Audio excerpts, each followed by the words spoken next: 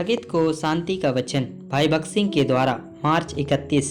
हमारा ही फसह जो मसीह है बलिदान हुआ है, सो आओ हम उत्सव में आनंद मनावें, ना तो पुराने खमीर से और ना बुराई और दुष्टता के खमीर से, परंतु सीधाई और सच्चाई की अखमीरी रोटी से। पहला कुरिन्थियों 5 अध्याय का 7 और 8 पद। लय व्यवस्था 23 अध्याय में हम यहोवा के उन 7 पर्वों के विषय में पढ़ते हैं जो उसकी आने वाली घटनाओं का छाया थी। पहला पर्व फसह का पर्व था, जो फसह के मेमने के रूप में प्रभु यीशु मसीह की मृत्यु का प्रतीक था।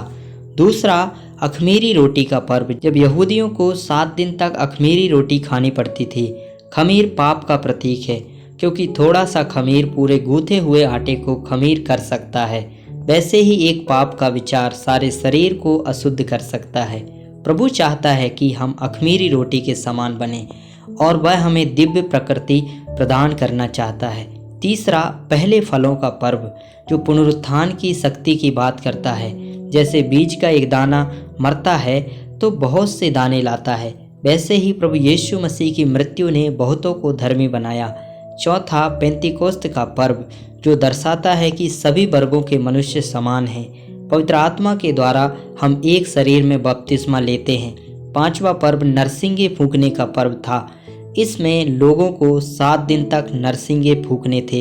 यह पूरी दुनिया में महान शक्ति के साथ सुसमाचार के प्रचार के महत्व के बारे में बताता है।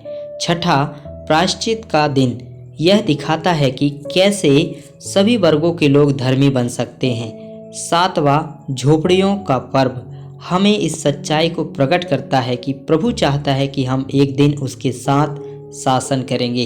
पुराने नियम की भेंट इज़राइल की संतान को अभ्यासों, रीति रिवाजों और अनुष्ठानों के द्वारा पूर्ण नहीं बना सकती थी। केवल यीशु मसीह का क्रूस पर पवित्र बलिदान ही किसी को पवित्र बनाता है। उनके बलिदान का एक और बड़ा आशीर्वाद है उनके कीमती लहू की प्रभावकारिता के कारण पवित्र स्थान में प्रवेश करने का साहस।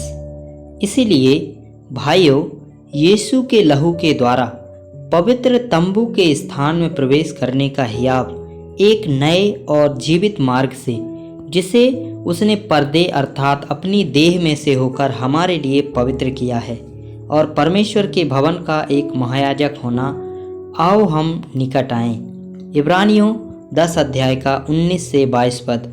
उसके लहू की शक्ति से हम कभी भी किसी भी आवश्यकता के लिए परम पवित्र स्थान में जा सकते हैं। जितना अधिक हम उसकी महायाजकीय सेवकाई को अपनाते हैं, उतना ही अधिक हम उसकी उपस्थिति में साहस का आनंद लेते हैं। वचन 21।